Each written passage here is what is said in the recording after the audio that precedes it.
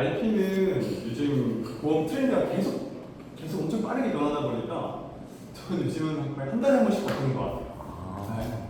물론 뭐 어떤 기본적인 틀은 가지고 거기서 조금씩 바꾸는 거긴 한데 그래도 계속 좀 알고 조금씩 바꾸고 이렇게 하고 있습니다. 자, 이런 거 있을 때마다 좀 공유 좀 해드릴게요. 우선은 저는 RP를 어떻게 시작하냐면 제 방식은 이래요. 근데 꼭 제 방식을 따라하실 필요는 없어요. 메리츠 화재에서 고장 분석을 저도 먼저 해드립니다. 고객분 원하면. 그래서 고장 분석에 하나가 당연히 저희 기준에서는 안 좋게 생겼겠죠. 네, 그러면 고장 분석 보다가 이거는 오히려 가급등 몇 번 해요. 이거는 조금 너무 극단적인 질환이고 너무 치료비도 너무 못 받을 확률이 좀 높은 것 같습니다. 이렇게 얘기를 하면서 이거는 제가 사실은 저희 팀원들한테 교육하는 자료인데 선생님한테만 좀 따로 잠깐만 좀 교육을 시켜드릴게요. 이렇게 하고 선생님께서도 보험에 대한 어느 정도 기준이 좀 가지고 계셔야 될 것 같아요. 보험을 좀 잘 알고 계셔야 선생님도 내가 지금 가입한 게 잘 되어 있는지 앞으로 바꿀 것들이 잘 되어가고 있는 건지 알 수가 있잖아요. 잠깐 10분 정도만 설명드릴게요. 이렇게 얘기를 하고 이제 이걸 틀어드립니다.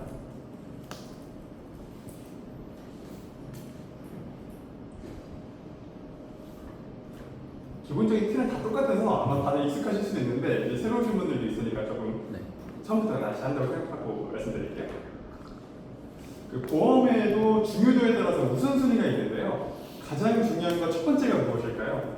네, 선생님 잘 가지고 오신 것처럼 실손 의료비 보험입니다. 실손 의료비 보험이 왜 이렇게 중요합니까? 내가 사용하는 병원비, 약값, 통원비, 수술비 다 지급해주고요. 하물며 MRI 검사나 도수 치료 이런 것들까지 다 보장을 해주기 때문에 내가 쓰는 병원비는 다 실손해서 보장을 받을 수 있다 이렇게 생각을 할 수가 있습니다. 그래서 여기 실손 보험 세대별 특징을 보시면요. 선생님 같은 경우는 1세대 실손을 가지고 계시니까 아마 자기 부담금이 아예 없거나 혹은 5,000원이거나 하실 거예요. 아니면 2세대 실손을 가지고 있으신 분들 같은 경우는 본인 부담금이 한 10% 정도 10%고 나머지 병원비는 실손해서 다 보장을 해준다는 겁니다. 그래서 사실은 실손만 있어도 내가 쓰는 병원비는 어느 정도 커버가 됩니다. 자, 왜냐면 이걸 설명드리는데 왜냐면 저희 병원비의 100% 중에 80%는 건강보험공단에서 지원을 해줘요. 그걸 급여라고 얘기를 하죠. 근데 그 80%에서 나머지 20%의 또 80%를 실비에서 보장을 해주는 겁니다. 그러니까 내가 내는 병원비는 총 병원비의 3%에서 4% 정도밖에 안 돼요. 그러니까 부담이 많지 않은 거죠. 자, 그리고 요즘 4세대 실비 같은 경우는 급여에서 20%, 비급여에서 30% 이렇게 자리가 되어 있어요. 간단하게 설명을 드립니다. 자, 근데 이 실손보험에도 치명적인 단점이 한 가지가 있는데요. 그게 뭐냐면 바로 갱신형이라고 합니다. 갱신된다는 거는 갱신될 때마다 보험료가 재산처리된다는 건데 보험료가 떨어지는 건 본 적 없으시죠? 보험료가 계속해서 인상되는데 이거는 실손보험료 증가 예시표인데요. 실손보험 처음에는 저렴했던 이 실손이 나중에 연세가 들어서 보험이 가장 필요한 나이인 60대에서 70대가 되면 26만 원까지 혹은 99만 원까지도 오를 수 있는 게 실손이라고 합니다. 그래서 여기 가입자 수, 가입률을 보시면 이렇게 잘 유지하고 있다가 나중 되면 떨어지는 게 이 실손입니다. 그러니까 내가 나이가 들면 보험료가 너무 올라서 언젠가 해지해야 될 순간이 올 수밖에 없다는 거죠. 그래서 실손만 가지고 가는 거는 조금 위험한 생각일 수 있다는 걸 말씀드리고요. 그 다음에 중요한 게 뭐냐면 저희 이 통계 자료를 봐야 되는데요. 대한민국 40세 이상 기준으로 가장 많이 사망하는, 가장 많이 걸리는 것, 가장 치명적인 게 1위가 암, 2위가 심장질환, 3위가 뇌질환입니다. 이거를 3대 진단금이라고 얘기를 하는데요. 대한민국 국민이 가장 많이 걸리고 가장 치명적이고 병원비가 가장 많이 드는 이 세 가지 질병을 준비하는 게 보험이 하는 역할입니다. 자, 그러면 이제 한 가지씩 생각해 볼까요? 암을 좀 생각해 보시죠. 저희가 암 같은 경우는 한국인 3명 중에 1명이 암 발생한다고 해요. 평생 암에 걸리는 확률이 38%. 저희가 지금 이 자리에 선생님과 저 있고 남편분까지 있으면 저희 3명 중에 1명은 암에 걸린다는 얘기입니다. 자, 근데 이 암 같은 경우는 옛날에는 걸리면 보통 사망했습니다. 요즘은 어떻죠? 5년 생존율이 71%. 그러니까 암에 걸려도 요즘은 70%가 생존한다는 거예요. 왜 그러냐면 점점 많은 의학 기술들이 발견되고 발전해서 암이 치료가 되는 세상이 왔다는 거죠. 자, 그러면 암 치료에 관해서 한번 생각해 볼까요?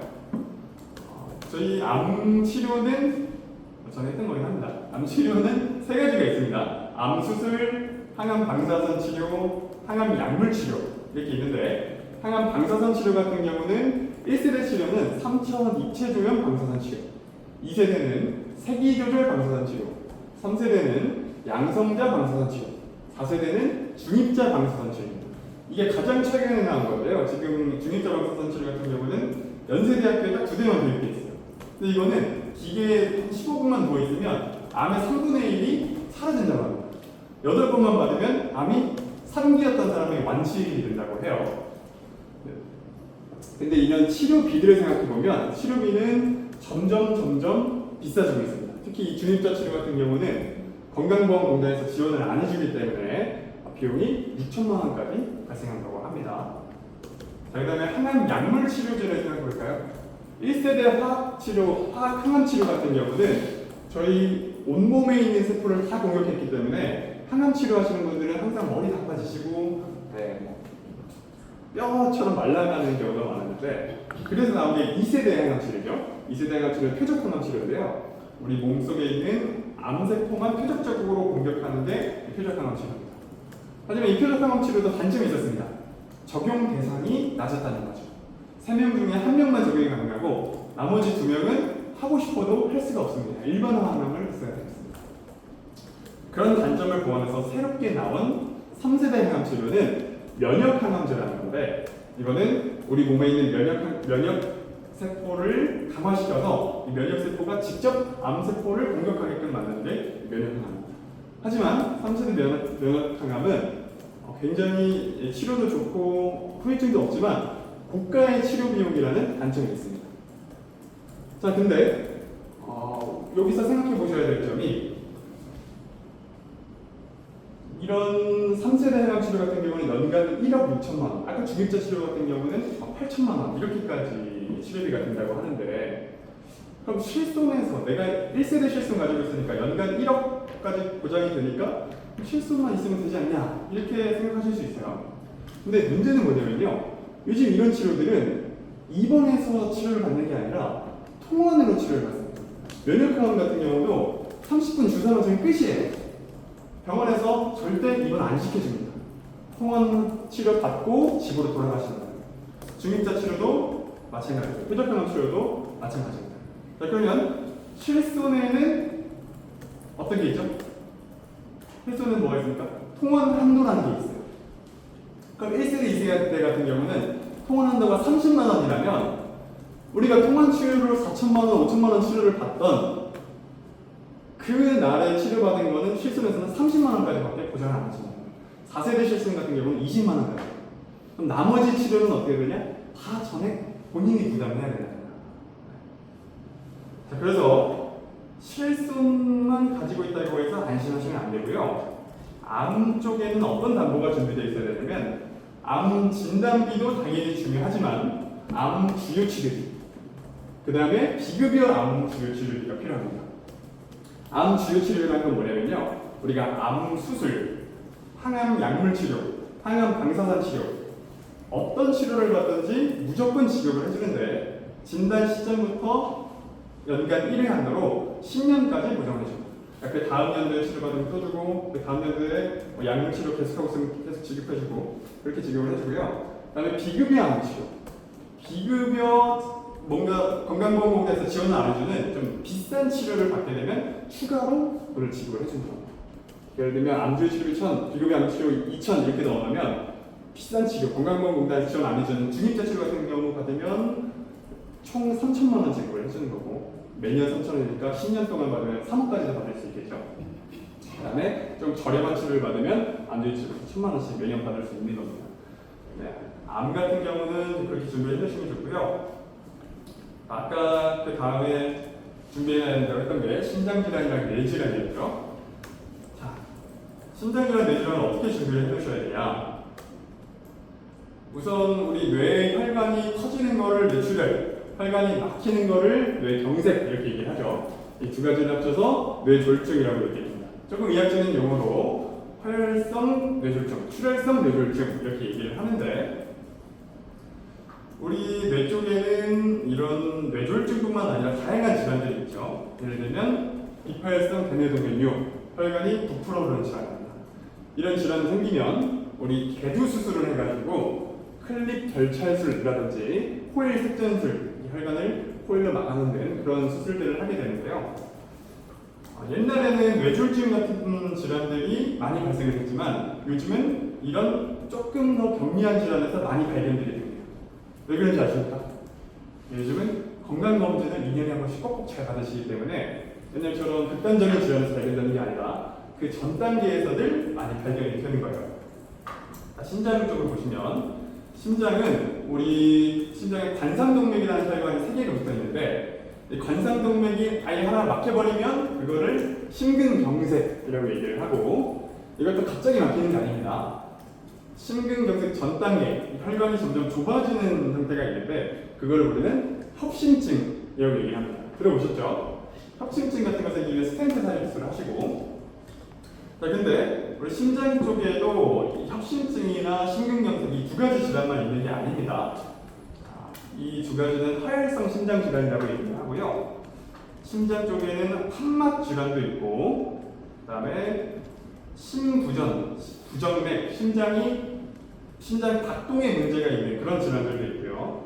그 다음에 심근경증, 심장 근육에 이상이 있는 질환도 있고요. 그 다음에 심내막염, 심근염, 심낭염, 심장에 염증이 생기는 질환들도 있습니다. 그래서 이렇게 뇌랑 심장 쪽은 굉장히 다양한 질환들이 있어요. 암 같은 경우는 암 걸리면 암 진단을 받으면 좋아하는데 뇌나 심장은 여러 가지 다양한 질환들이 있기 때문에 선생님이 아까 가입해 놓으신 것처럼 뇌졸중이라든지 심근경색이라든지 혹은 화혈성 심장질환 진단금이라든지 이렇게 진단금을 준비해 놓으면 내가 그 질환에 안 걸리면 내가 진단금을 못 받을 확률이 아주 높다는 거예요. 그래서 우리가 뇌랑 심장 쪽에는 어떤 담보가 있어야 되냐면 진단금 같은 경우는 저는 이제 통합형 심장질환 진단비, 통합형 뇌질환 진단 이거 많이 얘기하거든요. 근데 나이 드신 분들은 화혈성 심장질환, 뇌혈관 질환 이거 하셔도 되는데 젊은 분들은 통합형 심장, 통합형 뇌질환 이걸로 가주시는 게 좋아요. 그래서 모든 것들이 다 포괄적으로 보장이 되는 통합형 심장질환 진단비, 통합형 뇌질환 진단비 이 담보 넣어 주셔야 되고요. 그 다음에 뇌랑 심장 쪽 치료비는 순환계 질환 주요 치료비 이 담보를 넣어 놓으시면 이 보장되는 범위가 급성 류마티스열, 만성 류마티스 심장질환, 심장염증질환, 중증망심차단, 부정맥, 동맥혈관 질환, 문맥혈전 등 다 읽어줍니다. 다 읽어줘야지 고객이 정말 많이 되네 약간 이렇게 생각을 하거든요. 협심증, 하혈 심장질환, 폐성 심장병, 폐순환 질환, 심근병증, 심부전, 뇌혈관 질환, 대동맥류, 박리, 식도동맥류, 심근경색, 심장경제, 뇌출혈, 뇌경색증까지 전부 다 보장을 받을 수가 있다. 그래서 뇌랑 심장, 더불어서 폐까지도 이 순환계 질환 주요 치료비를 넣어 놓으면 내가 어떤 치료를 받든지 무조건 지급을 해주고 그리고 연간 1회 한도로 계속 보장을 해주기 때문에 치료비도 여기서 충분히 해결이 가능합니다. 이렇게 준비해 주시면 되고요. 자, 그럼 그 다음에 이렇게 암뇌 심을 준비해 놓고 가장 중요한 기본이에요. 이게 핵심이고 그 다음에 필요한 게 질병 수술비 중요합니다. 왜냐면 우리가 일상생활 살다가 보면 질병 수술 받을 일이 굉장히 많아요. 건강검진하다가 대장내시경에서 용종되는 것도 질병 수술이고요. 그 다음에 연세 드시면 백내장 수술하시거나 혹은 인공관절 수술하시는 것도 다 질병 수술입니다. 자, 근데 선생님 아까 가입돼 있던 것처럼 종수술비 이렇게 설계사들이 많이 넣어놔요. 이건 그 종수술비를 까는 얘기예요. 종수술비를 많이 넣어놨는데 종수술비는 그게 뭐냐면 이제 수술의 난이도에 따라서 차등 지급해주게 되겠다는 겁니다. 큰 수술은 크게, 작은 수술은 작게. 근데 문제는 뭐냐면 이 보험사에서 약관을 자꾸 개정해가지고 사람들이 많이 걸리는 수술, 그러니까 많이 걸리는 질병 수술들은 다 낮은 종으로 몰아넣어요. 그래서 정작 받는 돈은 많지가 않습니다. 예를 들면 대장 용중 같은 경우는 원래 2종이었는데 지금은 또 1종으로 바꾼다고 하고, 제 고객 같은 경우는 손가락이 절단돼서 손가락 봉합술을 했는데 손가락 절단되면 굉장히 큰 거잖아요. 근데 2종 나와가지고 50만 원 받고 받았어요. 그러니까 종수술비를 넣어놓으면 사실은 보험사에서 자꾸 약관을 개정해서 고객들한테 보험금 지급을 많이 안 해주게 많이 안 해준다. 그래서 종수술비를 넣어놓는 것보다는 어떤 질병 수술 받든지 무조건 지급받는 올 리스크 질병 수술비를 준비해야 되는데, 이거는 보험사마다 한도가 작기 때문에 한 30만 원, 50만 원 이렇게밖에 가입 안 되냐고 말씀들 많이 하시지만, 이거는 제가 300만 원까지 보장을 받게 해드릴 수가 있습니다. 그거는 제가 조금 이따 말씀드릴게요. 이건 뭐냐면 상급 종합이랑 섞어가지고 저희 복합설계 하니까 두 사이에 다 넣는 거예요, 질병 수술비. 이제 아시죠? 그렇게 해서 일단 설명을 드리고, 그 다음에 준비하셔야 되는 게 상해, 골절, 화상, 깁스, 상해 후유장애 이렇게 준비해 놓으시면 되고, 그 다음에 마지막으로 준비하셔야 될 게 일상생활 배상책임보험. 이거는 내가 일상생활에서 누군가한테 피해를 끼치면 그 피해액을 내가 아니라 보험사에서 대신 지급해 주겠다는 겁니다. 이렇게 준비를 해놓으시고, 그 다음에 필요에 따라서 운전을 하시는 분들은 운전자 보험, 또 간병이 필요하실 것 같은 경우는 간병인 보험, 그 다음에 혹시 치매가 좀 걱정된다고 하시면 치매 보험까지 이렇게만 준비를 해놓으시면 우리가 살아가면서 겪을 수 있는 나에게 내가 받는 피해나 내가 얻는 질병 이런 모든 것들은 다 보험으로 보장을 준비를 해놓을 수가 있습니다.